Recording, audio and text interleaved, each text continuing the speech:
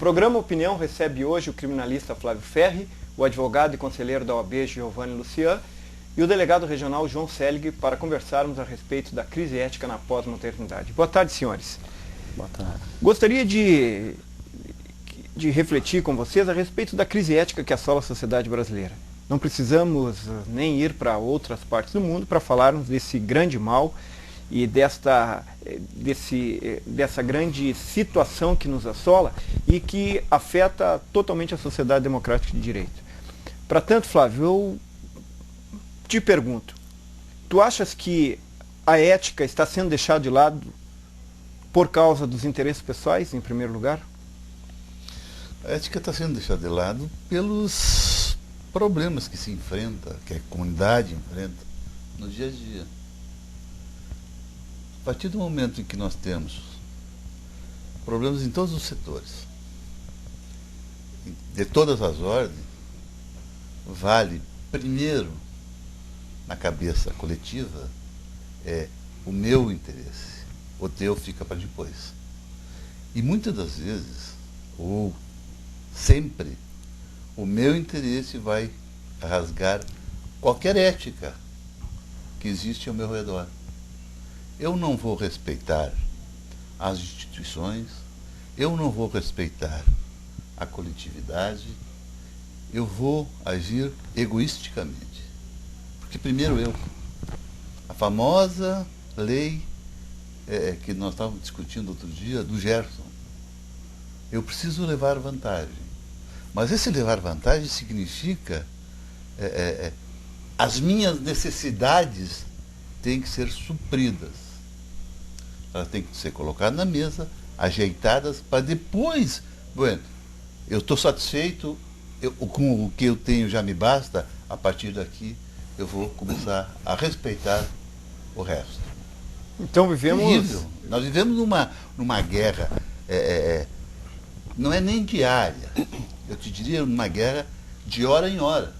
A cada hora tem que se matar um leão, a cada hora tem que se matar um elefante, para sobrevivência. Sobrevivência que o consumo me faz entrar, que a imprensa me coloca goela abaixo de mim, da minha família, dos meus amigos, dos meus familiares, que eu preciso comprar agora no Natal presente para todo mundo. E onde é que eu vou conseguir o dinheiro? Se eu tenho limitações de valores. Eu não sou deputado. Eu não sou parlamentar. Se tu fosse deputado, teria bastante agora. Ainda mais com esse bom aumento. Um excepcional aumento. Não, se nós falarmos, depois nós vamos entrar nisso aí. Porque essa história que deputado ganha 20 mil, isso é para notícia, isso é para a imprensa ter assunto. Porque ganha muito mais do que isso. E esses são os nossos... É o nosso norte, né? Nós vamos atrás deles. E esta crise ética que tu falas, que afeta, na verdade, todo o interesse pessoal, o interesse coletivo, ela acaba nos fazendo não mais entender o que é ética. João, tu vês de fato uma crise ética na sociedade pós-moderna? Amigos, com toda certeza. Nós estamos vivendo uma crise ética muito forte. Vamos nos localizar primeiro e ver o que é essa tal de ética. Ética, sabemos que ela provém do grego, ethos, que significa caráter, que significa pessoas vivendo em grupo, dentro de normas. E não podemos nunca confundir essa ética com lei, porque a ética é mais uma justiça social e não a justiça legal. De acordo com a comunidade, de acordo com os locais que se vive, os usos e costumes, e as diversas equipes, as diversas maneiras de se viver, criam-se normas de respeitabilidade entre as pessoas para que todos possam conviver e que para todos possam viver de uma forma igualitária. Que é o contrato social. Que é o contrato social, exatamente. Logo, nós estamos observando constantemente o desrespeito às pessoas, o desrespeito aos trabalhos, aos trabalhadores. Ocorrem coisas que jamais nós poderíamos imaginar. Todos estão buscando o seu bem-estar, sem que tenha a preocupação com aquilo que nós traçamos desde os tempos mais antigos, que é um rigor na forma de dirigir as vidas das pessoas, todos de uma forma igualitária, de uma forma ética, como se chama.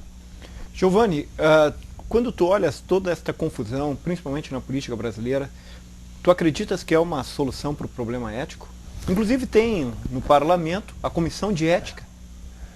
Que, diga-se de passagem, eu não sei lá muito bem o que faz, né? Porque se a gente observa tanta bandalheira, tanto absurdo, tanto desrespeito, como dizia o delegado Selling, tanto desrespeito às normas éticas, eu diria que isso tem muito a ver com a índole das pessoas, e essa índole, ela sofrendo as pressões que o Flávio colocou aqui, ela passa a ficar em segundo plano. Eu acho que essa crise, ela não é momentânea. Eu acho que, eu diria que, se é que pode ser assim dizer, é uma crise perpétua, porque nós temos esses exemplos de falta de ética desde o tempo do descobrimento e, quiçá, antes dos portugueses chegarem aqui. Então, acho que falar em crise ética é pode ser que está na moda isso, falar de crise ética, mas o problema ético, ele vem se perpetuando na nossa sociedade, como o delegado colocava, se perpetuando desde sempre, é bis in idem, né? Mas eu acho que ele sempre ocorreu. O que acontece é que agora algumas coisas estão sendo mais divulgadas e outras estão sendo mais praticadas por lado da antiética, em razão das exigências da sociedade atual, que o Flávio colocava, do ser obrigado a fazer alguma coisa, a ser obrigado a ter, a ser obrigado a consumir. Então acho que nós temos exemplos demais agora. O último que ocorreu essa semana, não sei se já foi divulgado, a questão do ministro, o candidato a ministro, que virou ministro, que olha onde ele deu uma festa. Dizem que ele gastou um dinheiro que não era seu, que era público, num motel. E mesmo assim, ele devolveu o dinheiro, depois que provavelmente alguém provou que ele fez alguma coisa, se não tão errada, ou pelo menos um pouco errada, senão ele não teria devolvido. Ele ia dizer, não fiz errado, está aqui, comprovo, não está errado, vou assumir. E mesmo assim, olha onde nós vamos chegar, mesmo assim, a presidente ou presidenta, não escolheu ainda, optou por mantê-lo ou por nomeá-lo como ministro. Então, nós falávamos do outro programa, a tal da banalização, lá naquele programa da violência, e aqui da falta de ética. Ou seja, é mais ou menos, então passa. Eu acho que isso é uma questão que se resolve ou com bons exemplos, e os bons exemplos têm que vir de cima, e a gente está vendo que eles não vêm. São aí inúmeros casos, recente ao alto aumento dos deputados federais, que obviamente já surtiu o efeito cascata na Assembleia Legislativa, vai surtir nas câmaras, seguramente. Então, é justo ou não é justo? Acho que essa história de dizer que o deputado ganha 10 mil, que o vereador ganha 1.000 e chega, não chega, a gente sabe disso.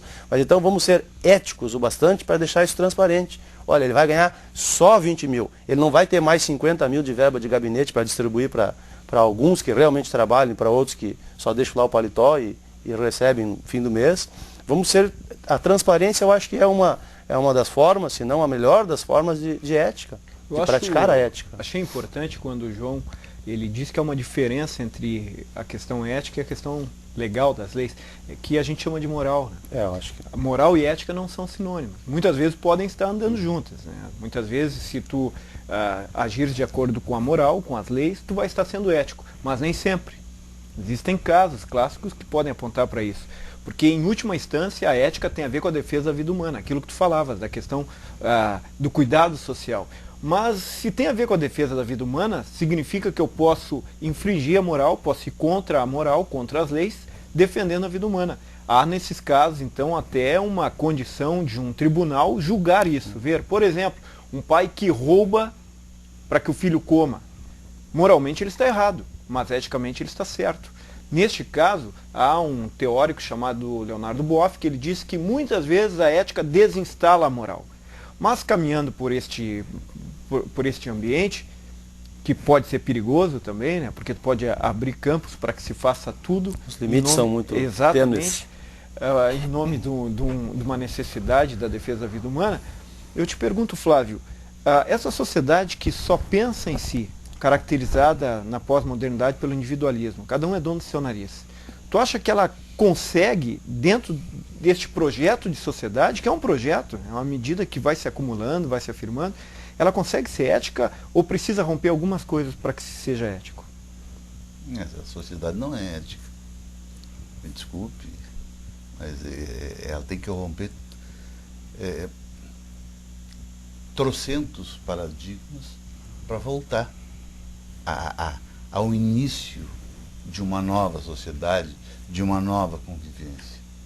Vamos lá, hoje tu passa na rua, se tem alguém deitado na sarjeta, tu vai, no mínimo, pensar, se não se expressar, dizer, um vagabundo bêbado que está aí a incomodar. Mas será que você não é uma pessoa que teve um ataque, teve um desmaio, e tu passa por ela? Onde é que estão os valores? É isto que nós temos que voltar atrás. Por que a droga, por que o crack, a cocaína, a maconha, enfim, o álcool, por que é tão consumido entre nós? Onde é que está a moral? Onde é que está a sociedade buscando apoio para reverter, buscando alternativas para reverter? Onde é que está a minha ética em passar e ficar com os braços cruzados e dizer assim, olha, o filho do Giovanni é o fulano de tal. O problema do delegado, que tem que ir atrás para prender, e daí o advogado para... o delegado prender e o advogado para defender. A coisa está difícil entre nós. E o pior, se tu tem um automóvel, por que eu não posso ter o mesmo automóvel? Por que o David, que é um professor, que é bem assalariado, tem um automóvel do ano, com todo o conforto, e eu, que não faço nada, não posso ter? Né? E se fizer? Essa inveja, tem a inveja boa e a inveja ruim. Essa inveja ruim. A inveja boa é aquela, que bom que o Giovanni conseguiu uma grande ação, conseguiu uma grande vitória, conseguiu uma tese nova, conseguiu uma jurisprudência nova. Essa é a tese boa, é a inveja boa. Mas aquela inveja ruim, peraí, o Ricardo, o operador da Câmara, como é que anda com um automóvel e eu não? Onde é que está a ética? Onde é que está a moral da coisa toda? Então, assim, reverter, voltar atrás. E voltar atrás até onde? Se nós olharmos para o Império Romano, que ética existia? Vamos para a civilização grega? Até onde existia efetivamente ética? Se passaram pelos nossos descobridores, pelo amor de Deus. Quem é que começou a povoar esse país, num primeiro momento? O que estava na cadeia, e que se foi dado uma oportunidade, vai para as terras novas tomar conta lá, ou tu vai morrer aqui na... Portugal mandou tudo que não prestava para cá. O que não prestava ia para cá. Então, e alguns deles, veja bem, são os nossos ascendentes. Eu fiquei pensando se eu sou descendente de algum deles.